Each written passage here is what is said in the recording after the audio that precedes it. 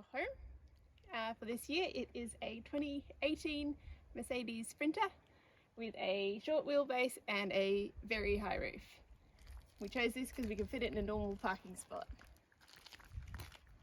Yeah, show us the van. Right. All custom built by us with some help from various family members. Might start at the top. So we've got a fan up here with a little tiny blind that goes across if it was too sunny, or we park under a street light. We've got this shelf up here. This is all our soft stuff that won't kill us if it falls down, like blankets and towels and jumpers. We have our towels on these little movable hooks because it's nice to be able to change where they go, and we didn't have the heart to put in more holes in our lovely wood, which is all beautiful reclaimed Tassie oak.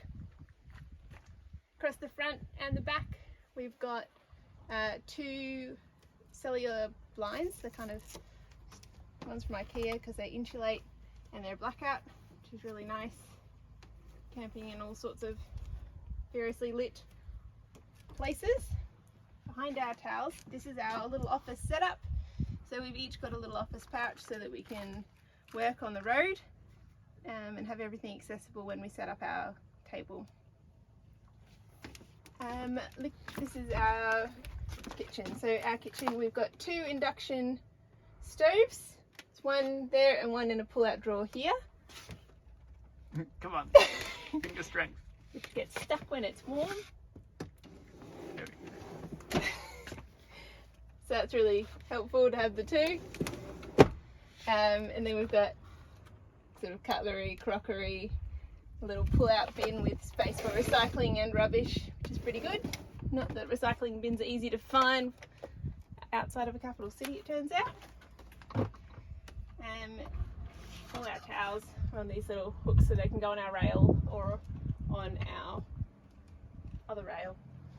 Just move the table for a sec. This is our fridge. We've got these little latches, but for our big drawers we decided they were probably not adequate, so we added bolt latches. So now we've got two sets of really irritating latches. I wouldn't recommend these to anyone in the world. They are the devil in latch form. It's working today though. This one's a good one. We've got a fridge on this side and huge freezer on this side. We definitely recommend a freezer to anyone travelling in Australia. Fresh fruit and veg is hard to come by. Frozen stuff is awesome and lasts much longer. Quite a fan of cooking, so I've got a little spice drawer even in here. All our little knickknacks, which is pretty good. Make some pretty good meals. Ashby made the most amazing chopping board sink cover for us, so that's our chopping board. Fits nicely on the bench and covers the sink, and also means we can leave dirty washing in the sink if we are lazy or run out of water, and it's all safe in there. Really like our little sink setup. So we've got just like a little wet area with our detergent, hand soap, toothbrushes on little plugs, and the sink is big enough that we can still wash a fry pan in there without them getting in the way. And show them my favourite bit of wood. This is Ashby's favourite bit of wood. It is a very nice bit of wood. Hang on, I'll turn on the lights.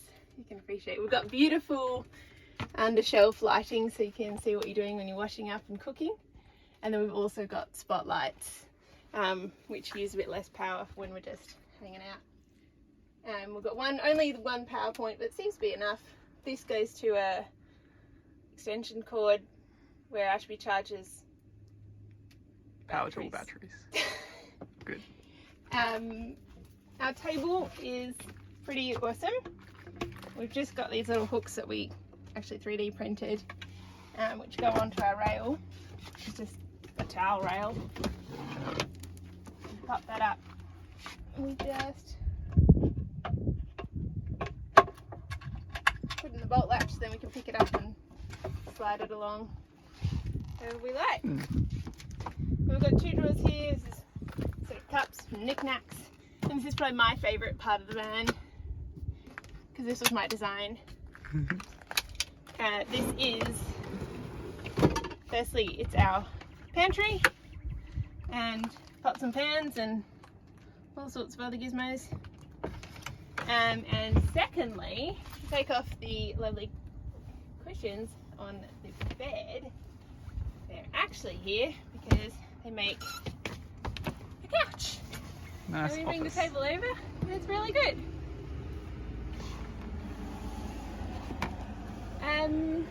The last little bits are inside, so then we've just got these 4 cupboards at the top. So they've just got sort of, that's pantry, it's kind of miscellaneous, and that's my wardrobe and Ashby's wardrobe, and they really are as small as they look. Packing bags are the answer to squashing lots of clothes in a very small box. And then on this side, one of our other favourite inventions, we've got a little internet machine here, and then we worked out we could put a mirror here, so we've got at least one inside, which is always nifty. And then that just folds up and magnets back in there. And underneath that, on each side, we've got a double USB port, one with a USB-C and a USB-A for each of us. Good work. And fairy lights, because every van needs Doing some a sound fairy of fairy lights on.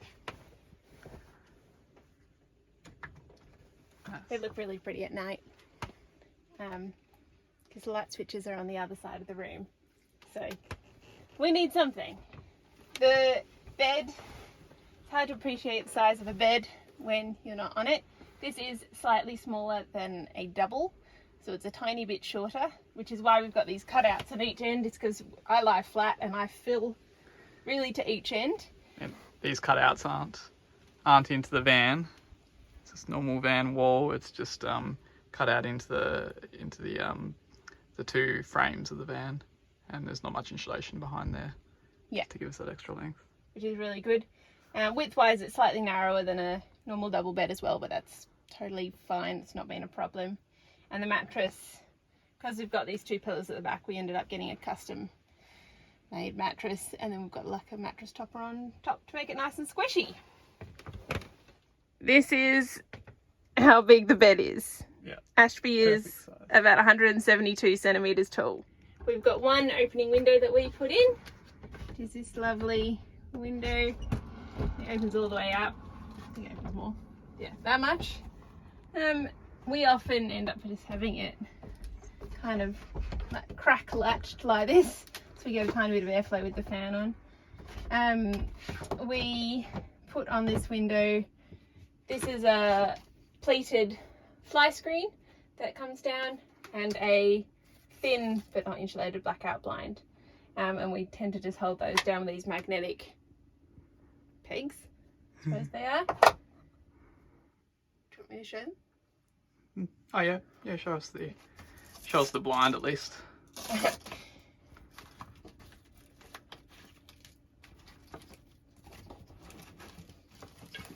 It's pretty good.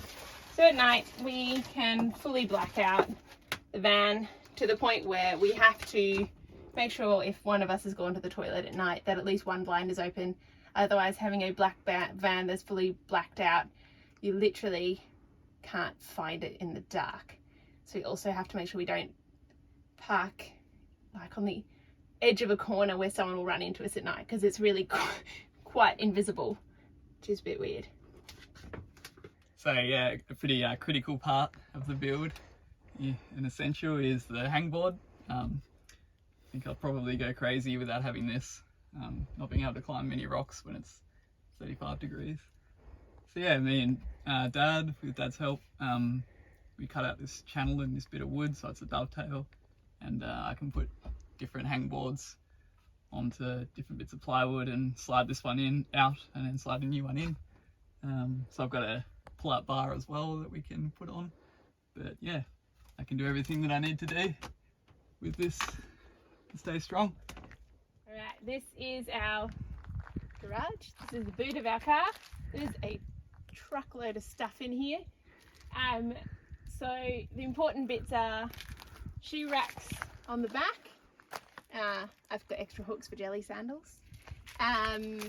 We bought these pegboards. They've been really great. So we've got like our shower.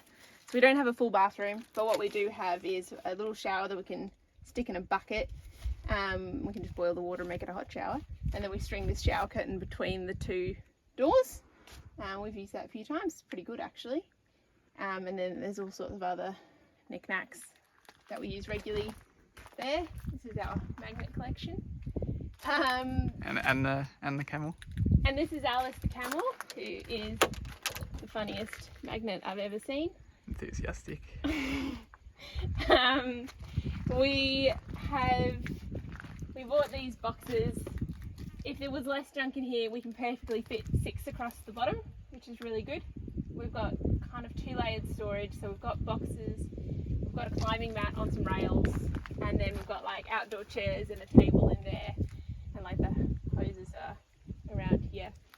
But for context of how much stuff we've got in here, we have got diving gear, climbing gear, spare food, pretty comprehensive toolkit, camping gear, suit. We've got a suit because we went to a wedding, and a pair of high heels that I've had there one day on the whole year's trip. We've got a 10-litre jerry can of water.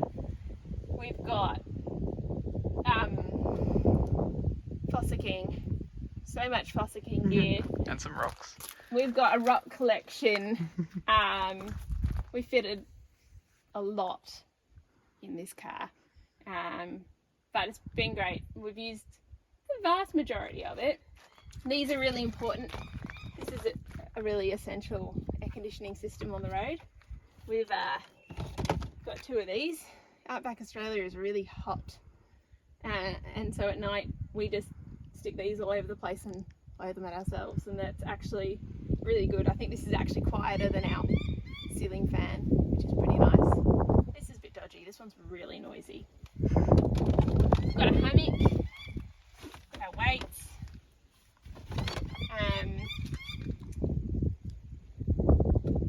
There's something else I was going to show you. I don't know. There's a lot of gear. We're ready for all scenarios. Oh, at the back, important thing. So another one of those blinds that pulls across this way, and if we pull across the other direction is a pleated fly screen. They're not perfect. There are gaps at the top, but it's pretty good. We can sit in here with the back door open and the fly screen on. Just runs along this little track that we've got. Yeah, it's track, top and bottom. This little track there. Because there's a hell of a lot of bugs in the outback. If it's not flies, it's mosquitoes. You can't win. Yes, Elodie's least favourite thing. Yeah. Down here, behind the front seat, is a very essential wine rack, as all good touring vans should have. Currently it's only got half a bottle, which is a bit sad, but we'll top that up when we can. This is the front of our car, and Ashby's going to talk about the fantastic battery setup that he did. Yes, we managed to fit all of the battery components underneath this front bench seat. Yeah, help of my brother, and yeah, otherwise we did it all ourselves. So this is our 200 amp hour lithium iron phosphate smart battery. Everything's Victron, so we can look at it all on the same app, which is super useful. So yeah, the battery, got a big DC to DC converter, so that can pull 60 amps out of the alternator, so we can charge very fast. 3 hours of driving is about enough to recharge this battery fully. We have 2 big bus bars, and we've got enough space here to fit another big battery if we want. And yeah, we've got a wall charger if we need to charge off the mains power, and yeah, battery monitoring system and a smart shunt as well, so that we can monitor the our capacity, which is great. Oh yeah, and then we've also got 300 watts of solar panels on the roof, and yeah, that's just great to kind of keep things ticking over during the day. We can get about 15 amps out of those when it's a good day. So yeah, it's a pretty good system. We're pretty happy with it. We're able to run our induction stoves, no issues, and as long as we drive semi-frequently, we're okay. And then the rest of the battery system, or the electrical system, is under here. I won't take it out, but it's got a 2000 watt inverter, the solar charger, and the AC distribution. It's all kind of tucked away under this little shelf area, so it doesn't take up too much space that we could use for storage. So pretty good. This is the front of our car. I like to know where people put all their knickknacks.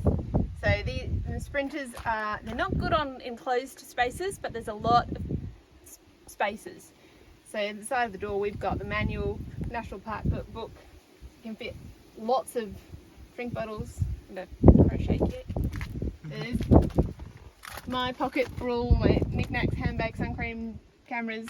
There's another spot up there. We've both got jumpers up there. Hats. And hats. Hats mostly seem to live on our middle seat because we don't have a middle friend. We've got our Garmin tracking device that sits in the front there, and when it's not in a backpack we've also got an EPIRB that sits there too. Not that we go too off road. Another pocket there on each side. Another doodad in here with all sorts of junk, face masks and whatnot. And it's basically the same on Ashby's side. And we should, industrial size hand sanitizer, very good for drop donnies everywhere. And on the note of hand washing, we've got a 65 litre freshwater tank and 50 litres of grey water that are under the car. We tend to find we're reasonably frugal. We still fill up probably every second day with fresh water, which it's just an attachment under the car. We've got a hose in the back, and the grey water is pretty easy to empty as well, just on the side of the car. And what's the car's name? Oh, I was meant to start with that. This is Bilbo Wagons. Fantastically named by my quirky brother. It was originally Pippin, but Bilbo Wagons is way cooler. Yeah. The ultimate adventure mobile. Cool. Unless you want to go off-road, in which case it's not. It's pretty good. We've got some good tyres. We've got some all-terrain tyres on it. Yeah. It's reasonably capable. The clearance is not too bad. We've gone through some creeks. Wasn't planned, but we did make it through quite successfully, and they were pretty bloody deep. I walked through knee-deep water, and car was fine. Adventure mobile. Thanks for watching our video, our tour of Bilbo Wagons. I hope you enjoy watching it as much as we enjoyed watching every other van video on the internet before we built this. I hope it helps with your builds like everyone else's videos helped us. Great. Hang on.